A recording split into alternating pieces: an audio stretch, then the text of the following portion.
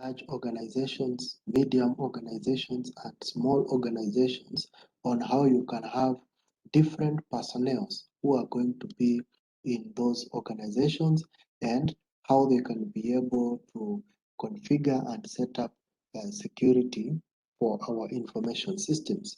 So today, and we also looked at how we can document them, the different types of documents we can come up with, and how the security standards can be laid out. So today we want to look at the criteria or the information security procedures. Information security procedures, as well as the standards that you can always come across and that you can have a look at to understand what standards you can use or to understand what is already in the market and their forms. So that is what we want to discuss today. And when we are looking at these security procedures and standards, we are looking at them in terms of their form or the compliance, and assessment. Because we have already laid out the security standards or we have come up with a security policy depending on the size of our organization, then the most important thing is to see how are we going to comply or what are the exact action points or activity procedures that we are going to follow so that we comply to those standards, and how do we assess that we are actually complying to those standards.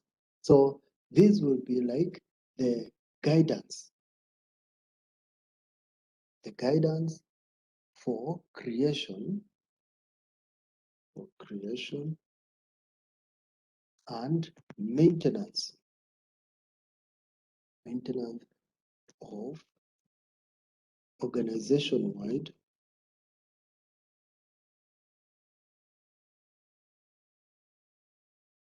information security policies. So that is what it exactly means. And it also refers, when we are talking about the security and standards, they are documents used for governance, risk management,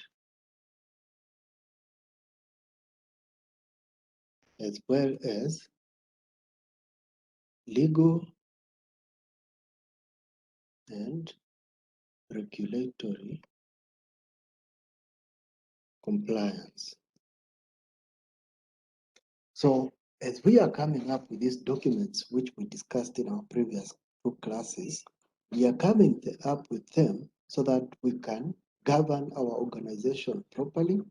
We can also do risk management because, like we know, in the cyber world, there is always the risk.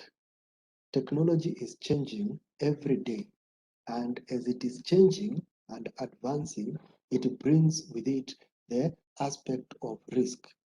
And that is something that we need to be on the lookout for. That is why we need to be able to manage these risks, which can be coming up at any given time. So those who have joined, thank you for coming in. I hope you are able to hear me clearly.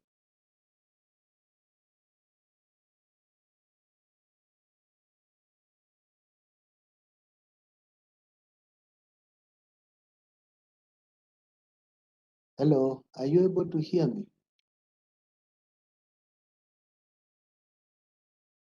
Isaac, you are able to hear me?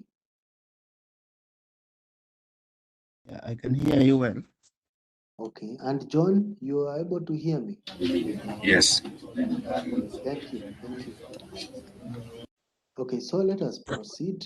We are just having a quick discussion of trying to understand how these standards can be laid out for our organization and why we need them.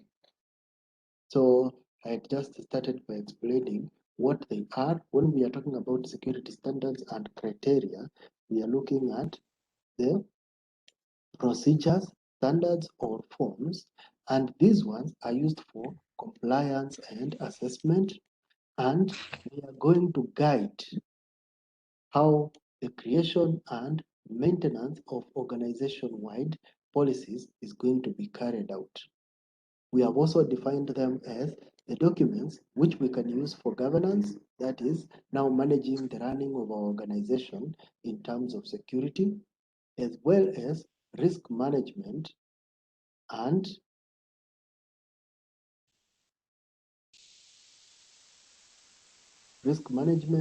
as well as for legal and regulatory compliance. At the end of the day, we have to adhere to the regulations that have been laid out. Many organizations across the globe, they have adopted technology. We are using technology, and there are guidelines. If you want to operate in a particular industry while using technology, then there is going to be the legal and regulatory standards that you have to adhere to. So that is why we have them, and they are going to help us in those ways. And so the tools, the tools and forms, sorry, and forms related to these guidelines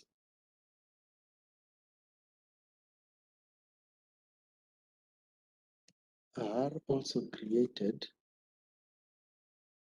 here. And that is where now we start looking at them. And if we can look at them in brief, like for example, what are the guidelines we are looking at? Even in the present day, we can start with what came up just when we were starting 2020, which was COVID-19. You can find that COVID-19 forced people to operate remotely. And so you can be talking about COVID-19 remote procedures. And when we are looking at this, what exactly do they mean? Or what guidelines would you find being applied? You would find things like VPN use, virtual private networks. VPN stands for virtual private network. So because people are remotely working, one of the tools you can find being in use is VPN. The other one is encryption. Again, with remote usage, encryption is very important. Then sharing protected information. This is the time whereby you found that many users were sharing a lot of documents which otherwise could not be sent over the internet. I noticed something, for example, in the university previously, for example, uh, exams were supposed not to be sent over the internet. But when the lockdown came, you could receive exams over the internet, and you're able to do them over the internet, so that at least things can still be moving. So that is something which previously wasn't happening, but we had to find a way so that they can be done. Then you can always find things to do with approved tools. Like when we were talking about or using maybe the virtual learning platform, the e-learning platforms for submission of assignments and such things. That is what we are talking about. And then remote research. Those are things, procedures which have been created because of COVID-19. So here you are talking about encrypting your connection so that it is secure.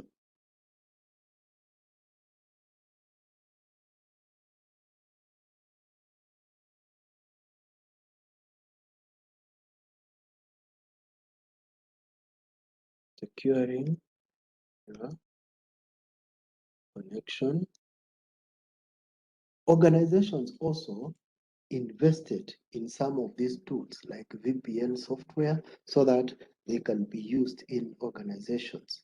And then encrypting your machine as well as drives, as well as the files. All of those needed to be encrypted so that they cannot be accessed. Sharing of information. You could talk about document sharing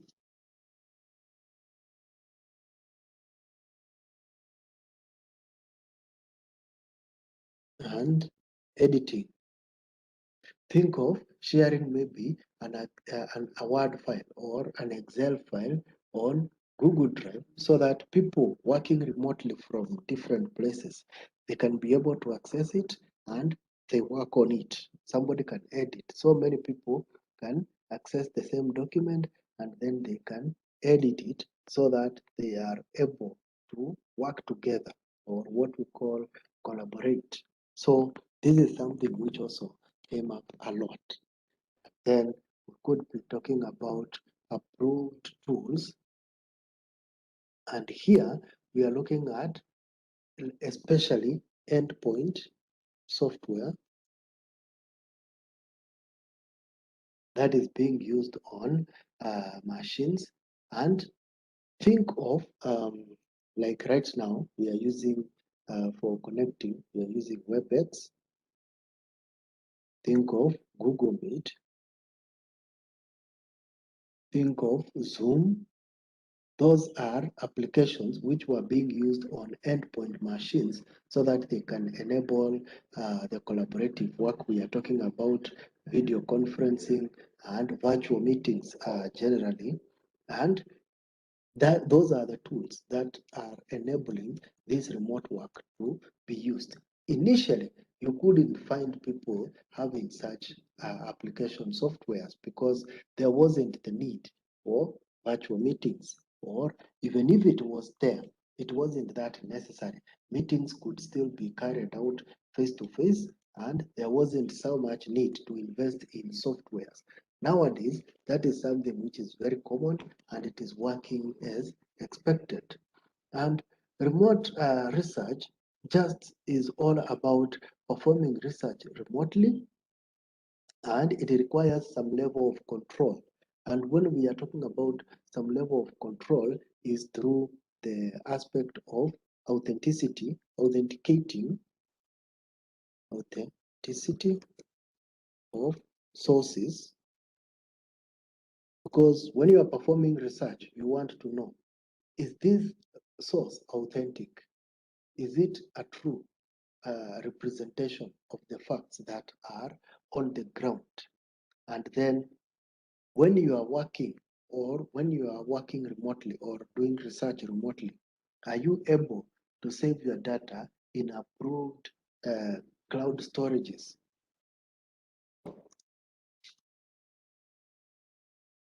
In approved cloud storages. So these are the things which now started coming up because initially, you could go and present your data maybe on your machine or put it on a CD, go and have a face-to-face presentation. But here now, all the data which you are collecting is all, maybe even if you are doing maybe a questionnaire, that questionnaire would be sent to users on the internet, like a Google form. They are going to fill it. And so it is somewhere on the cloud. All you need is the authenticity of sources. How do you authenticate? Maybe you capture the respondent's details in terms of their name, maybe their email address, and that is something that can be authenticated. And that is going to help us now confirm that what the research that we are doing is uh, proper and it can be taken as a true representation of what is happening on the ground. So that is an example of what is currently happening. We can go ahead and look at other procedures, the other general procedures that have been happening.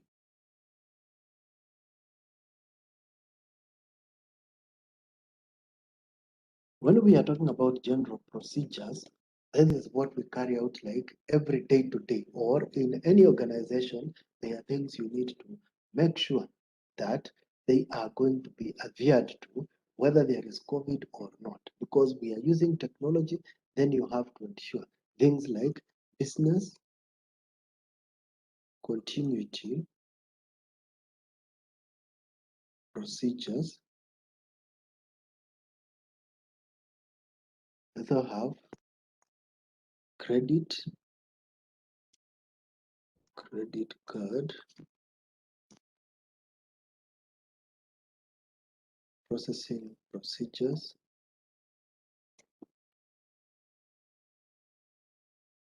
data privacy procedures, batch management procedures,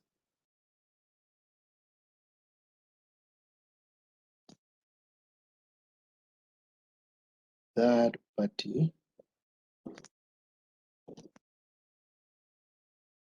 security procedures,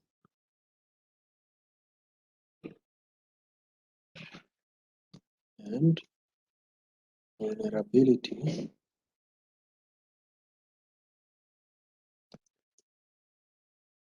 management procedures. So, as you are in any industry or anywhere that you are working with uh, information systems, these are things that you need to put into consideration and ensure that as an organization you have them in place. When we are talking about business continuity, we know that disasters may strike. So you could have what we are calling accidental or intentional disasters happening. When they happen, how do you ensure that it is going to be okay for your organization? Think of accidental like something to do with floods, something to do with earthquakes, and then intentional disasters like what is happening in Ukraine, whereby people have been displaced, organizations have been bombed. And if you are in such a scenario, how do you ensure that your business continuity is ensured? Because maybe you are dealing with global clients. Wherever they are, they still need to access the data that they need to access. They still need to access maybe your electronic products and services. How do you ensure that? That is where we are coming to talk about business continuity. Are you going to have maybe a cloud storage somewhere? So that is where we are talking about measures like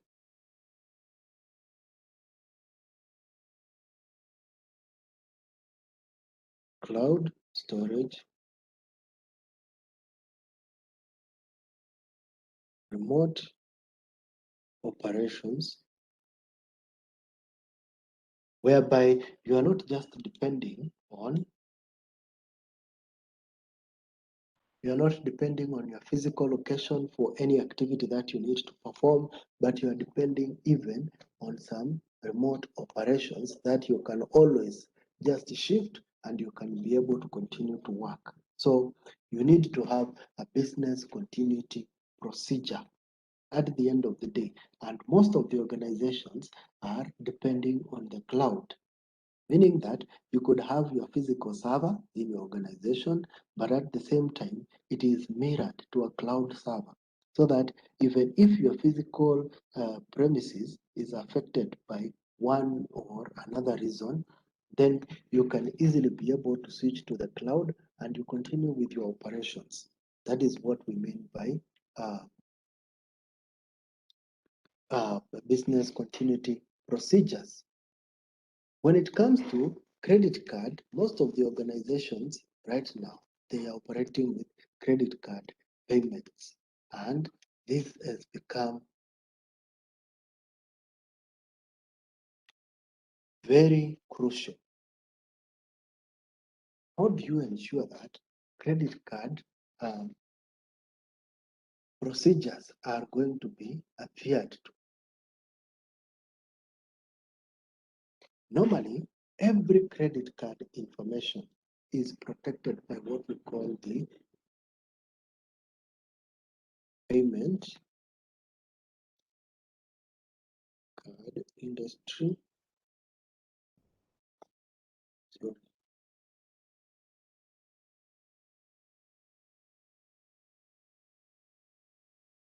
industry data security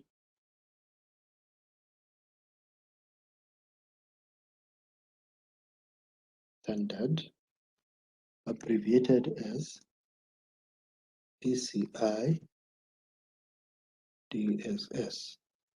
So this is something you can easily come across when you are looking at. And this refers to the set of standards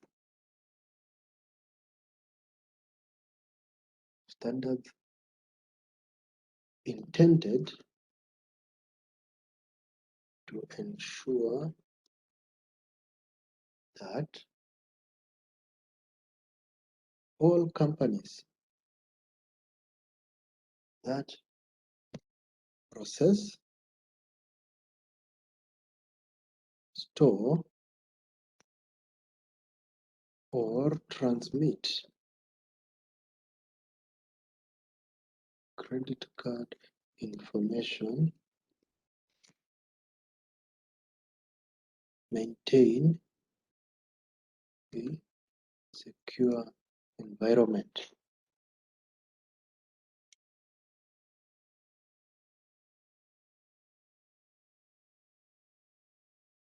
So that is what is meant by the PCI DSS.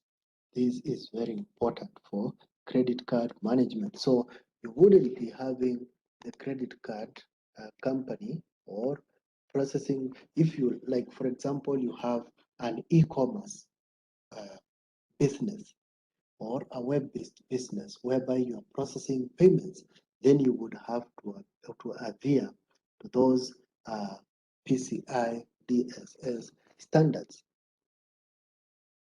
And so when you are talking about these standards, what are they exactly? So if I could just pick them here and maybe put them down.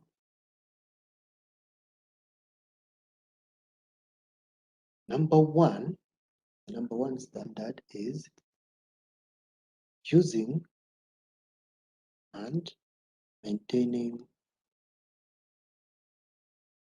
firewalls. That is number one. Number two, proper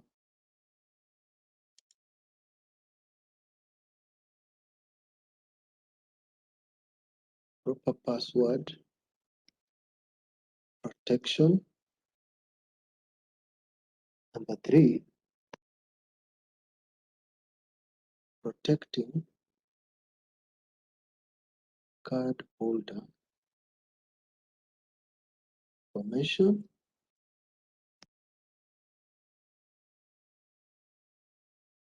Number four is encrypting transmitted data. Number five is using and maintaining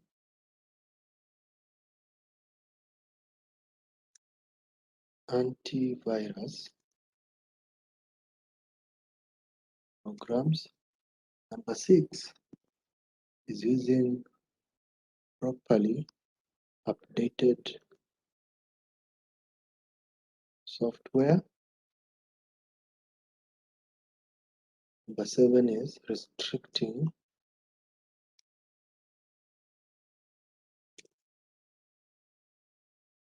data access. 8 is using unique IDs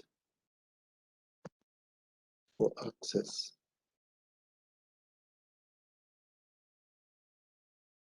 And 9 is restricting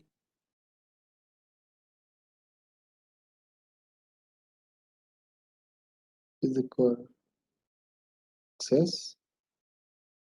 10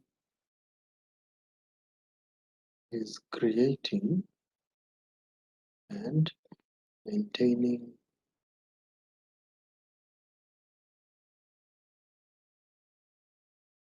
access logs. 11 is scanning and testing for vulnerabilities.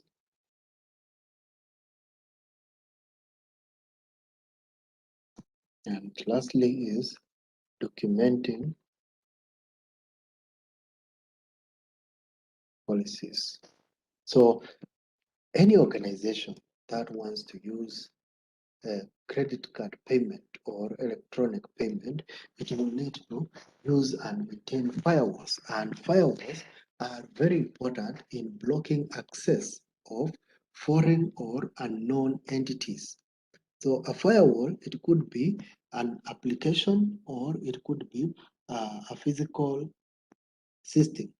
And what it does is to protect what is being accessed within your private network and also what goes out of your private network. So a firewall is very important.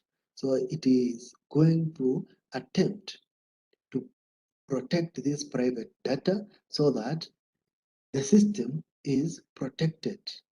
And that is the first line of defense against hackers or malicious software that tries to access. So the PCI DSS is always keen in ensuring that firewalls are there so that compliance is ensured. Then we also have password protection. And when we are talking about password protection, we are looking at it from not just the account, it is the routers, the modems, the point of sale systems, and any other third party product which is within your organization or which is being used for these activities. It has to be password protected so that it is not going to be easily accessed by the public. So if you are running a Wi-Fi, it means that you have an access point. That access point needs to be properly protected. And one of the key issues, which is always keen to be addressed, is that by default, a router or an access point will have a default password. These are generic passwords which can be easily hacked. So what is the guidance is that you need to put your own password that adheres to a specific standard. So the password is hidden, it has, or there are those guidelines on creating a password. Maybe it has a special character, one of the characters is in caps, maybe and such. So you have to protect all your gadgets so that there is compliance in this area, including keeping a list of all the devices and the software which is required for the password. Then we come to protecting the card holder information. Card holder information is the person who is registered to that card holder. This card data must be encrypted with some algorithms so that these encryptions are going to ensure that it cannot be accessed, or if somebody came across it, they cannot be able to read it. Then there is also encrypting the transmitted data. At the end of the day, data is going to be transmitted and it can be sent through multiple channels like payment processors from your home office or from your workplace, and it goes through different channels. It needs to be encrypted so that when from whatever location it is being sent, it is not going to be viewed, because you could send it maybe from a mall, and in that mall, the gadgets are not password protected. So you also need to protect the data. And then using and maintaining antivirus programs is also very important because the antivirus software is going to be a requirement, and it is going to protect the software that is within your device. But it is closely connected to having properly updated software. There have been cases of hackers accessing your system through unprotected or an up-to-date application, just like the devices that we use.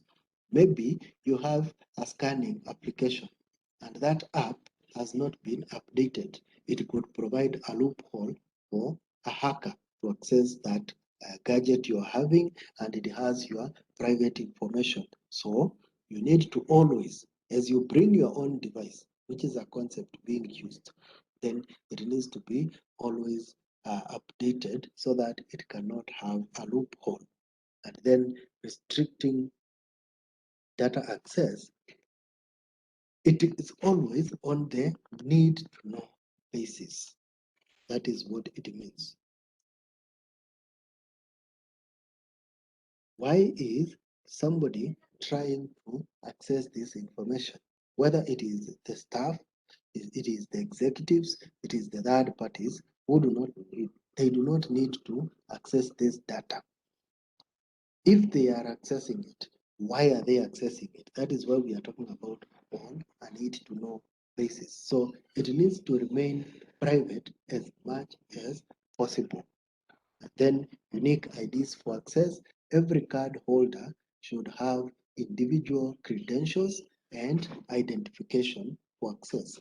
And when we are talking about individual credentials, that is where we bring about the aspect of biometrics, the aspect of having private passwords, which are only known by the card holder information.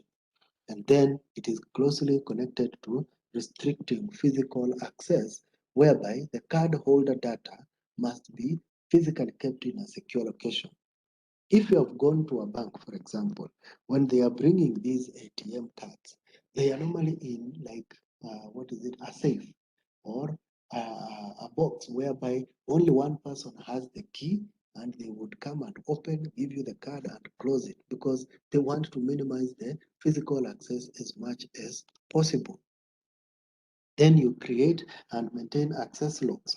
This is very important because whenever there is access to this card holder data and primary account numbers, then you need to have a log of who accessed it, what they actually did, what kind of transaction happened. And this is very important for future reference, just to be able to track the activities that are happening. If, for example, you used your ATM card in different locations, sometimes the bank would call you and ask you, are you still the same person who used maybe this card at this day in Nairobi, another day in Mandera, another day in Mombasa? See, because it shows that there is a disparity. Normally, you use it in Nairobi, but for the last few days, you've been using it in different locations. So they want to know, are you the same person or is there some kind of vulnerability attack that has taken place? So that is why they create and maintain access logs. Then we also have scanning and testing for vulnerabilities, which is also important because if all these other previous compliance standards, they are going to involve several software products, physical locations, and likely a few employees. There are many things that can malfunction or go out of date or suffer from human error. So these threats can be limited by making sure that you have scans and vulnerability testing. You are frequently scanning and checking who is accessing or just checking if everything is up to standard. And at the end of the day, you have to have an inventory. That is where we are talking about having a documentation, an inventory of all the equipment, all the software, all the employees that have access, so that you will need to be able to know when they have accessed or you can be compliant. So up to there, I hope we are okay. So there we were talking about credit card processing, and those are the standards which you need to have for credit card. Then we go back to where we are about controlled access, or ensuring that you have general procedures in place. And here we are coming down to data privacy procedures. When we are talking about data privacy procedures, you need to understand what is data privacy. So, by definition, we are saying that data privacy is ensuring that it is going to be protected. That is, the access to this data is only associated with employee who has been given the authority to access it and maybe to work on it. And those are the procedures we need to ensure that they are there. And when we are talking about the procedures, think of a scenario whereby maybe an employee has left the organization and they were working on a particular account, or they were accessing a particular set of data. For continuity purposes, how are you going to ensure that this data they were working on is properly secured so that when they have left the organization, they are not going to be able to access it again? That is number one. Somebody has passed away. How do you ensure that what they were accessing will remain protected? Also, in terms of emergencies, sometimes there is an emergency. You fell sick and you are not able to access your ATM card, or you're not able to access the ATM and you need money. And maybe nobody knows your account information. What is going to happen? So, those are some of the things we are talking about, even in terms of legal requirements. Sometimes somebody wants to access your account because of legal issues. What mandate do they have? So that is also very important when it comes to data privacy procedures. Then we go to patch management procedures. And patch management is all about ensuring that all the software that is within your system is properly protected. Or if it has loopholes, those loopholes have been closed within the shortest time possible before they cause a lot of issues. And information technology assets that are unpatched, they represent a risk to the institute or to the organization, both for the operating system and the application programs that are in that asset. And security patches are often created in order to address vulnerabilities that could allow threat actors to exploit the organization systems. And you see, when there is a vulnerability, it means that confidentiality and integrity of the information system as well as the data is compromised. And that is something we have to protect about. So data protection safeguards dictate that all the systems, that is the operating system, the application programs, and the hardware, need to deploy security patches within 30 days. So within 30 days of this software release or an update release, you need to be able to patch it so that you can be able to easily monitor. So these employees we are talking about, they need to continually monitor all the applicable vendor information. So they have to be checking with the vendor. Maybe you have downloaded or you have installed maybe Microsoft Office 365. You need to be in touch with Microsoft to know what are the new updates, what are the new patches which have been released so that you can apply them to your Office suite. Also, patches must be tested so that they are up to standard, and then prior to deploying them, a backup plan must be in place. Sometimes you can install a patch and it affects what has been running properly within your software or within your system. So you need to have a backup plan so that if there is anything, you can roll back in the event that the patch has caused issues with reproduction environment. And then lastly, we have the third-party security procedures and vulnerability management. And here we are looking at security procedures from third parties who we work with. Like we have said, even it is in an e-commerce environment where you are working with different organizations, like the transaction enablers or the intermediaries who enable or ensure that transactions have worked out properly, then it means that you need to have your systems.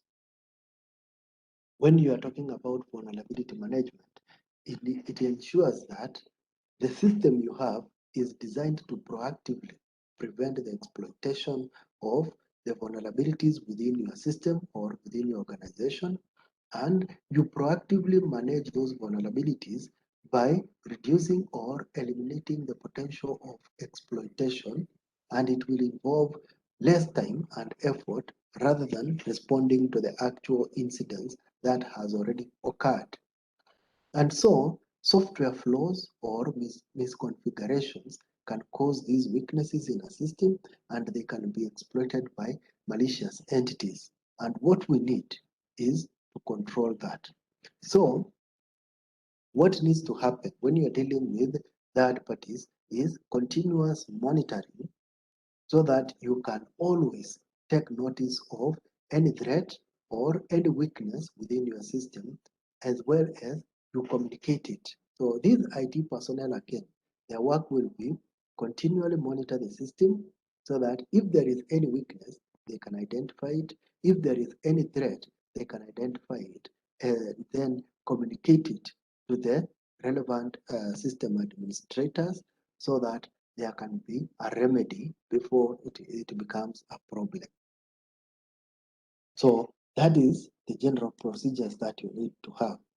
So that is what is usually covered with this chapter. And when you look at it, apart from those general areas we have expounded on, there is the security standards and criteria, whereby you can find the Orange Book that was created. You can also find them US federal criteria. This is a link. You can go to it. It was normally created for the military. There is also the Information Technology Security Evaluation Criteria, the ITSEC. This is also a link. You can go to it and find the criteria that has been used there. This, what I have expounded on, is what is currently being practiced, but they have been generated from some of these links I have shared here, the trusted network interpretation, the common criteria. All of these are links you can go and look at. And these security standards uh, and criteria and evaluation processes, they will always have these parts. One of them will be, what is the purpose? How do you carry out the criteria? Just like we have had the one for credit card. This is the criteria. So what is the criteria? What are the processes? What is the structure? And what is the intended outcome or benefit? So that is how it is usually carried out. And then the purpose of evaluation. Why do we do this evaluation? Number one, we need to be certified. Always the client will be happy knowing that the organization they are dealing with has been certified by the relevant authority or by the relevant body in such a way that it is up to standard or it adheres to the industry standards that have been given. There is also accreditation. Accreditation and certification, they are different. Certification is whereby you have been certified or you have been evaluated to be found to adhere to standards.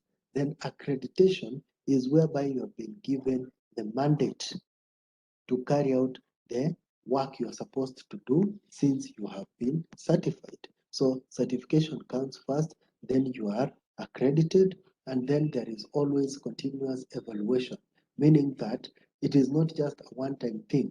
It is a continuous activity whereby after some time you are evaluated to see that you are still adhering to those standards, and then the potential market benefit. Like I have said, many consumers or clientele will be resting assured that they are working with a safe organization that is protecting their data or their information. So the criteria is going to define several degrees of rigor acceptable at each testing level of security. It defines the formal requirements that product needs to meet each assurance level. So how do we do the evaluation? You can either look at it in terms of product or process, depending on what you are doing. If you are producing a product, let's say it is Microsoft Office again, there is a product we are calling Microsoft Office 365. Then you will go the product oriented way. If it is a process, like a payment process, then you are going the process oriented way.